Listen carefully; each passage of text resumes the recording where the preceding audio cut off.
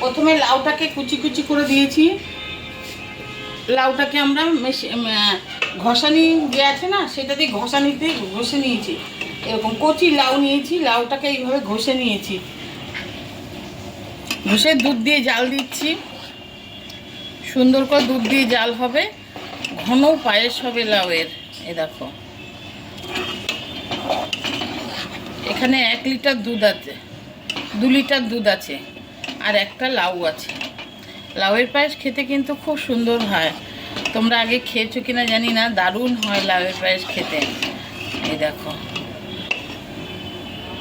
লাউটা এর মধ্যে একটু জল, লাউটা ঘষে জলটা একটু চিপে ফেলে নেবে। চিপে ফেলে গরম করে দুধটাকে ভালো করে ফুটলে তার মধ্যে দিয়ে দেবে।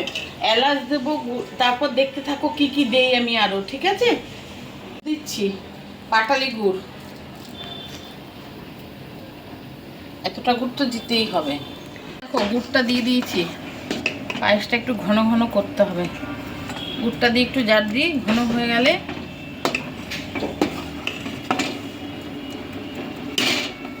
একটুখানি লবণ দেবো, যেহেতু লাউ, বুঝলে? এই যে একটুখানি লবণ দিচ্ছি, তাহলে টেস্ট ভালো হবে না লাউয়ের পায়েসে। অল্প একটু লবণ তোমরাও দেবে।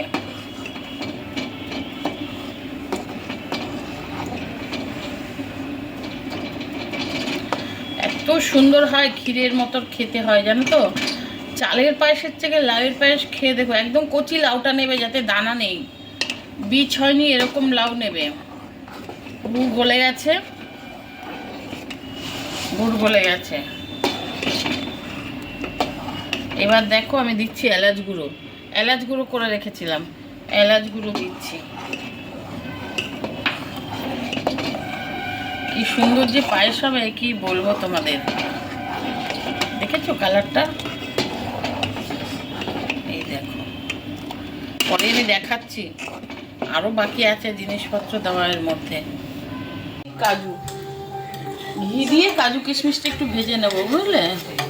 কাজুটা ভাজা হলে একটু, কাজুটা মনে হয় হয়ে গেছে। এবার আমি কিশমিশটা ঢেলে দিলাম। জাস্ট একটু ঘিয়ের মধ্যে নাড়াচাড়া করে নিয়ে, কাঁচা গন্ধটা কাজুর অনেকেই ভালো খায় না, বুঝলেন? হয়ে গেছে। এবার এর মধ্যে দিয়ে দিচ্ছি কাজু কিশমিশ। আমার লাউয়ের পায়েস হয়ে গেছে।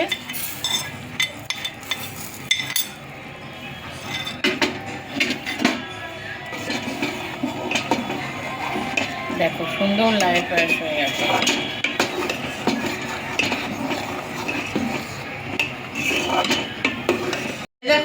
দেখো বন্ধুরা, লাউয়ের পায়েস করেছি।